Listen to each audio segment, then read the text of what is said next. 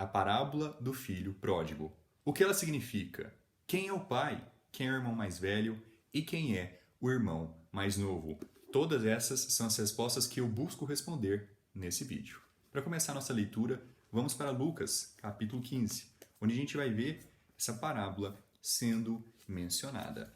Essa, de fato, é uma parábola muito conhecida, até que muito popular também, especialmente, vamos considerar assim, de diversas denominações, ela tem como pregada constantemente na Igreja Católica, por exemplo. Eu que anteriormente, no meu passado, fui à Igreja Católica, eu sei que é algo que constantemente era mencionada. Porém, muitas pessoas interpretam esta parábola erroneamente, especialmente acerca de quem é o filho mais velho e quem é o filho mais novo.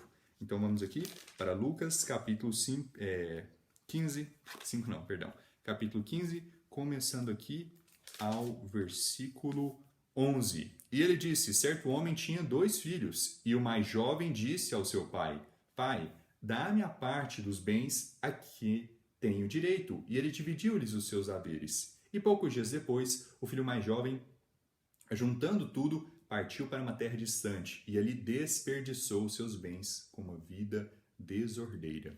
Então aqui a gente tem, sendo mencionado as 3 pessoas dessa parábola, o filho mais velho, o filho mais novo e o pai. Então aqui a gente vê que ambos são filhos do mesmo pai. Já é algo que já é óbvio pela parábola, né? 2 irmãos têm que ser filhos do mesmo pai, que já dá para estabelecer isso. Outro ponto também, a gente vê uma diferença em atitude dos 2 filhos. O filho mais velho não é mencionado em nenhum momento que ele chega para o pai e fala: não, me dá a minha parte. O filho mais novo, ao contrário, faz isso. Não somente ele faz isso, mas ele vai para uma terra distante e ele vive desordenadamente. Então a gente tem aqui 2 diferenças entre os irmãos, ok? Então, primeiro, a falta de respeito com o pai, de pedir a parte já antes do pai ter falecido. Isso normalmente era algo que ia acontecer após a morte do pai, após o falecimento do pai, a divisão de heranças. Então o filho já chega com esse momento de desrespeito, agindo como se o pai já estivesse morto, com um descaso em relação ao seu pai, mas também ele pega e vai viver uma vida de pecado. Enquanto o outro irmão, a gente não aprende muito sobre ele no início da parábola, mas a gente vê que nenhuma dessas coisas ele fez. Ok? Então, primeira pergunta: quem é o pai nessa parábola? Deus. Não há debate sobre isso. É algo que muitas pessoas, a maioria das pessoas concorda que o pai representa Deus. Ok? Então a gente tem 2 filhos aqui de quem? Filhos de Deus. E aí que entra o problema, porque muitas pessoas vão interpretar que o filho mais novo é uma ovelha perdida, é um filho da desobediência, é um não salvo, um filho da ira. Porém, a Bíblia deixa claro que a gente está falando que é de irmãos. Eles são filhos do mesmo pai. Então, os 2 são filhos de Deus. E o que uma pessoa tem que fazer para se tornar um filho de Deus? Ela tem que viver uma vida ordenadamente? Ela tem que viver uma vida de obediência a Deus? Vamos para João, capítulo 1.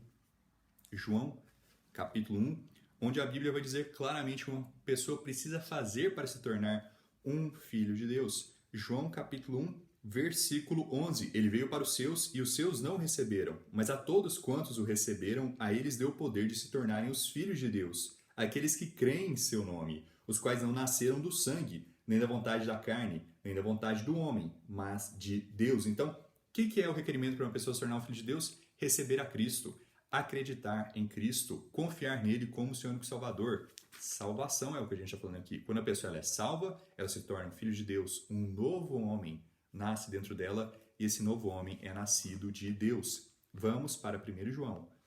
1 João, capítulo 5, onde a gente vai ver mais elementos que reforçam essa questão. 1 João, capítulo 5, versículo 1.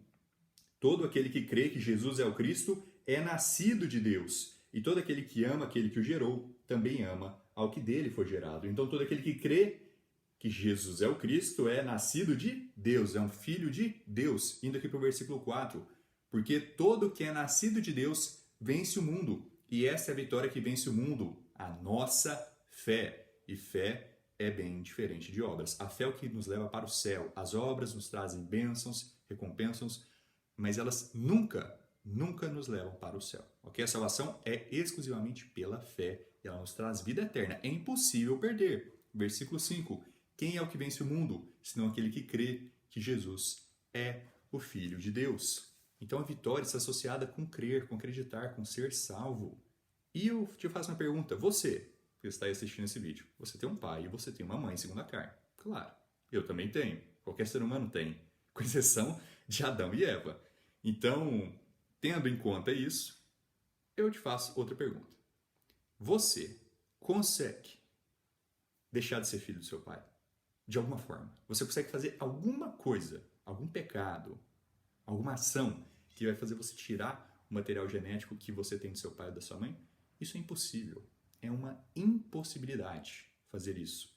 Porque parte do que você é gerado, veio do seu pai e da sua mãe, desse material genético que combinou, desses cromossomos que se reuniram e formaram o que você é, a pessoa que você é. Isso é biologia simples aqui que a gente está falando. Para a gente ter uma prole, a gente precisa de um pai e de uma mãe, ok? Então, tendo tudo isso em mente, da mesma forma é ser filho de Deus. Quando Deus cria esse novo homem em nós, é impossível a gente ser separado de Deus. A gente pode ir para Romanos 8, que fala que nada pode nos separar do amor que há em Cristo Jesus. E tem simplesmente essa lógica, né? É impossível uma coisa que é filha deixar de ser filho dos pais. E é impossível os pais deixarem de ser pais daquele filho. Por mais que haja, por exemplo, uma inimizade, eu não gosto do meu pai, eu odeio meu pai, ou o pai chega para o filho e fala, você não é meu filho, eu não te reconheço como meu filho. Independente disso, se ele reconhece ou não, segundo a carne ele sempre vai ser. E da mesma forma, Deus, independente se a gente está vivendo uma vida que agrada a ele ou não, ele vai ser nosso pai, se a gente é salvo, se a gente é nascido dele. E o requerimento para isso é fé e não obras. Outro ponto aqui, vamos para 1 Timóteo. Vamos rapidamente para 1 Timóteo, não, confundi, é porque é com T. 1 Tessalonicenses. 1 Tessalonicenses, vamos aqui para 1 Tessalonicenses, no capítulo 5 também. Então, 1 Tessalonicenses, capítulo 5. 1 Tessalonicenses, capítulo 5, versículo 4. Mas vós, irmãos, não estáis em trevas, para que aquele dia vos surpreenda como ladrão, porque todos vós sois filhos da luz e filhos do dia. Nós não somos da noite nem das trevas. Então aqui, o que o apóstolo Paulo está dizendo? Que nós, como salvos, outro sinônimo que a gente tem é filhos do dia, filhos da luz. Portanto, não durmamos como fazem os outros, mas vigiemos e sejamos sóbrios. Então aqui, estar sóbrio, vigiando, está associado ao quê? Com viver ordenadamente, com estar firme na leitura da palavra de Deus, fazendo o que a Bíblia ensina, mas não estar dormindo, estar bebendo.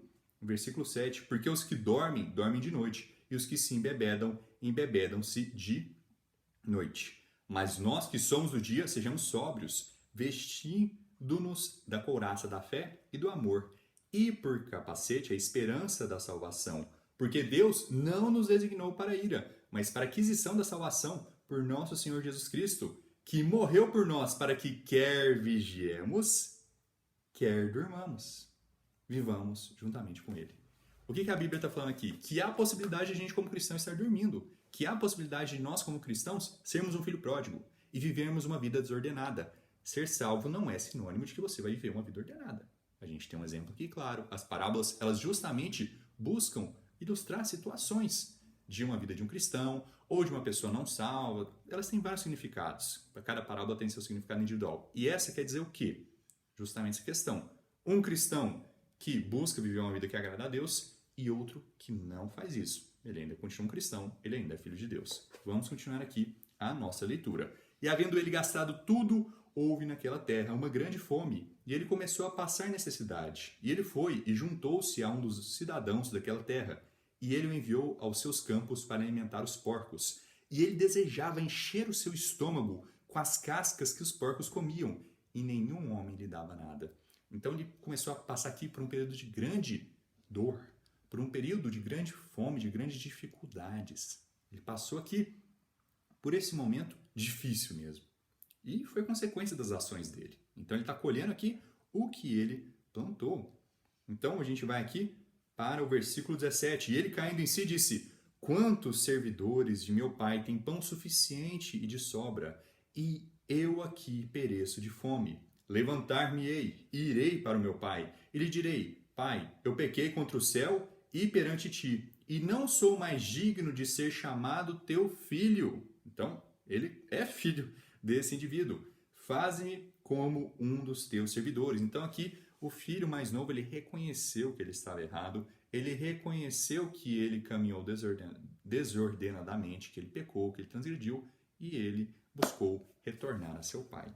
Então vamos aqui para o versículo 20. E ele, levantando-se, foi para seu pai, mas ele, estando ainda longe do caminho, seu pai o viu e teve compaixão, e correndo, lançou-se-lhe ao pescoço e o beijou. E o filho lhe disse: Pai, eu pequei contra o céu e à tua vista, e não sou mais digno de ser chamado teu filho. Mas o pai disse aos seus servos: Trazei a melhor veste, e vestiu, e ponde-lhe um anel em sua mão, e calçados em seus pés.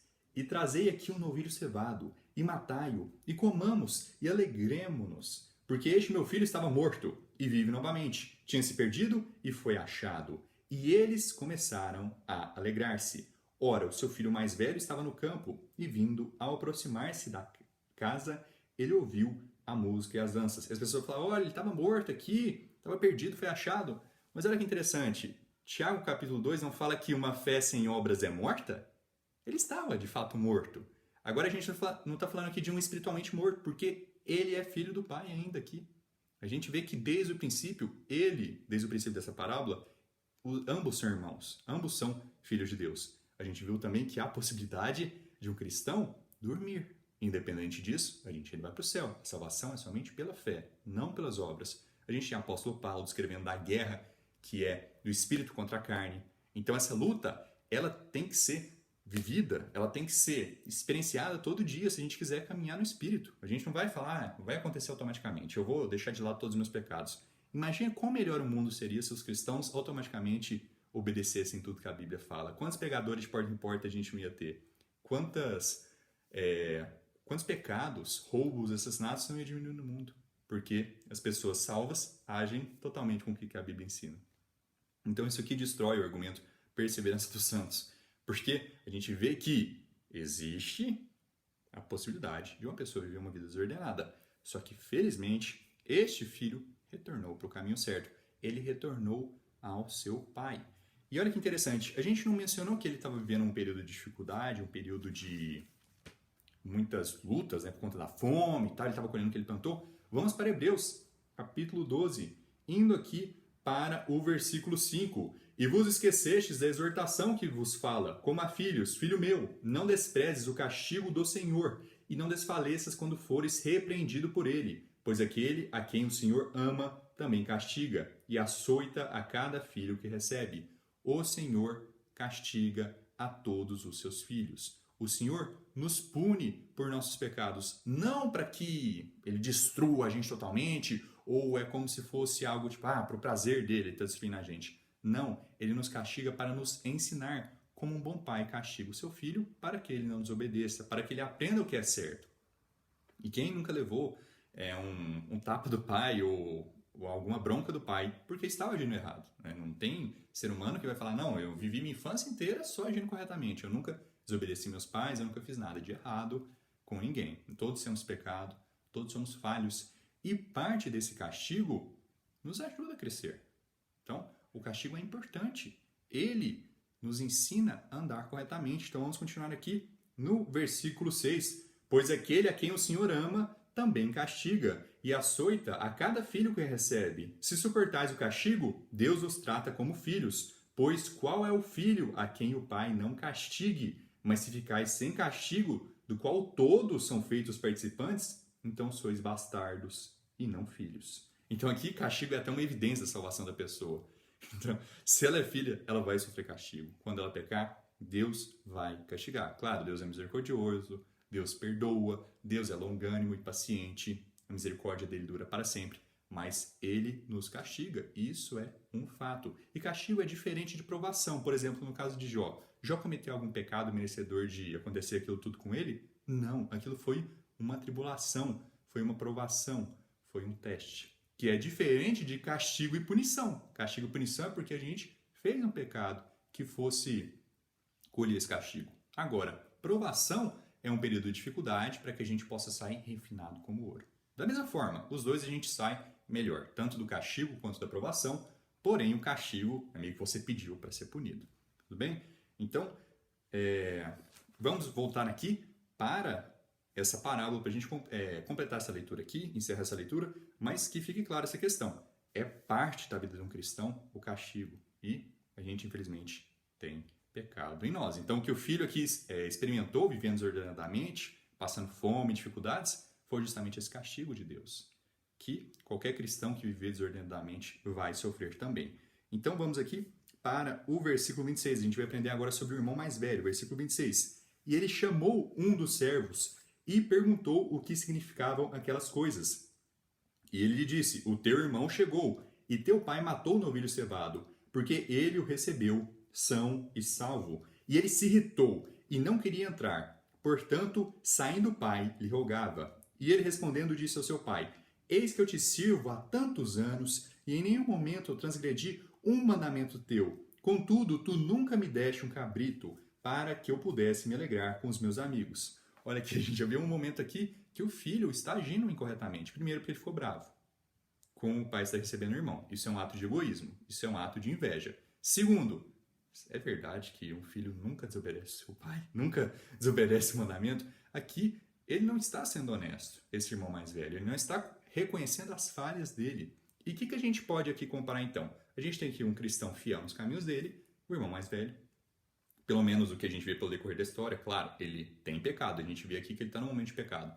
Mas a gente não vê que ele estava vivendo desordenadamente como o irmão mais novo. O irmão mais novo, ele representa um cristão que deixa de caminhar a caminhada de Cristo, deixa de viver como um cristão deveria viver, deixa de viver uma vida que agrada a Deus e vive uma vida no mundo. Vive uma vida de pecado, vive uma vida desordenada. E o que acontece? Ele vai colher o castigo, ele vai colher o que ele plantou. E, em decorrência disso, esse cristão que estava vivendo uma vida desordenada, ele retorna para os caminhos do Senhor. Ele retorna para viver uma vida que ele está buscando viver uma vida que agrada a Deus. E o que a gente tem aqui, o irmão mais velho? Um cristão que está lá continuando, se esforçando. Mas olha aqui, e a gente tem muito isso na igreja, cristãos que ficam com inveja de outros que viveram uma vida de pecado e retornaram para a igreja. E foram buscar onde passar a vida. Ou eles não acham que é justo essas pessoas retornarem para a igreja, ou eles acham que essas pessoas que viveram essa vida de pecado e retornaram, elas são sortudas por terem feito isso. E, nossa, você viveu o melhor dos dois mundos. E eu te digo, isso é a maior mentira do mundo. Não há melhor dos dois mundos. A verdadeira vida boa, a verdadeira tranquilidade, paz, amor, está aqui. Viver uma vida no mundo não é uma vida de alegria. Não é uma vida de verdadeira felicidade. Sim, você pode encontrar um pouco de alegria no pecado, mas a consequência vai te destruir. A consequência vai te arrebentar. E isso pode ser uma consequência permanente. Uma consequência permanente. Vamos supor, um cristão que está lá indo na igreja começa a viver uma vida de fornicação.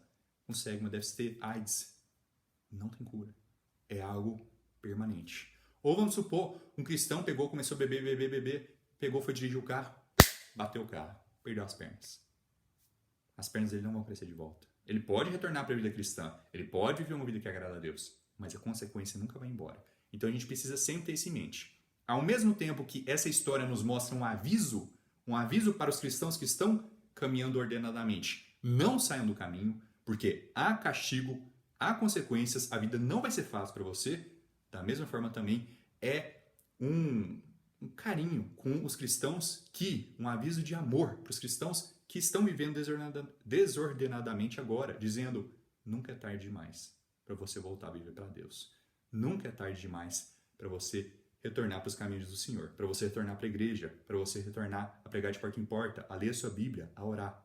Nunca é tarde demais, desde que você esteja vivo, é claro, né? Porém, é importante entender que, novamente, a gente está falando de duas pessoas que já são cristãs. Para uma pessoa perdida, para uma pessoa não salva, chega um momento que é tarde demais para ela ser salva, que é o caso dos reprovados. Mas isso é um assunto que eu já cobri em outros vídeos. Então, vamos fazer aqui a conclusão desse assunto. Vamos aqui para o versículo 30. Mas vindo este teu filho, que desperdiçou os teus bens com as prostitutas, mataste-lhe o novilho cevado. E ele disse, filho, tu sempre estás comigo, e tudo o que eu tenho é teu. olha que interessante. Tu sempre estás comigo? Então, novamente, esse filho estava vivendo uma vida que, por mais que ele tenha pecado, todos temos, ele é um cristão que está se esforçando para viver próximo do Pai. E olha que interessante. Tudo que eu tenho é teu. Ele disse isso para o filho mais novo? Não. E aí que tá. Quanto mais obras a gente faz para Deus, mais bênçãos e recompensas a gente colhe. Isso não pode ser dito mesmo para uma pessoa que vive uma vida de pecado e que é salva. Então as obras, elas nos levam a recompensas no reino de Deus. Elas nos levam a tesouros no céu. Elas nos levam a bênçãos, uma vida de paz, uma vida de tranquilidade, a chuva no momento certo, o alimento em abundância. Ao contrário do que o pecado, que nos leva à fome, à seca, a ataques, pessoas invadindo nossas terras e ficando com o que é nosso. Então, tem esses dois lados. Tem a bênção e tem a maldição. E um cristão pode passar pelas duas. Basta ele escolher o que ele vai querer fazer. Então vamos continuar aqui. A leitura do versículo 32. Mas era necessário fazer festa e regozijarmos-nos, porque este teu irmão estava morto e vive novamente. Tinha se perdido e foi achado. Então, novamente, essa é uma mensagem com dois aspectos. É tanto um aviso para aquele cristão que está pensando, nossa, eu vou viver um pouco no mundo. E da mesma forma também é um convite para aquele cristão que está vivendo no mundo, dizendo, retorna aos braços de teu Pai. Então, muito obrigado a todos que assistiram. Espero que tenha ficado claro. Novamente, a gente não pode usar uma parábola para interpretar passagens claras na Bíblia. A gente precisa olhar Hebreus capítulo 12, 1 João capítulo 5, João capítulo 1, 1 Tessalonicenses capítulo 5, e a partir disso, de versículos claros, versículos fáceis, interpretar o difícil e as parábolas. Tudo bem? Sempre mantenho isso em mente. E é algo que eu sempre vou buscar estar fazendo enquanto a gente estudar parábolas. Que Deus abençoe vocês e até mais.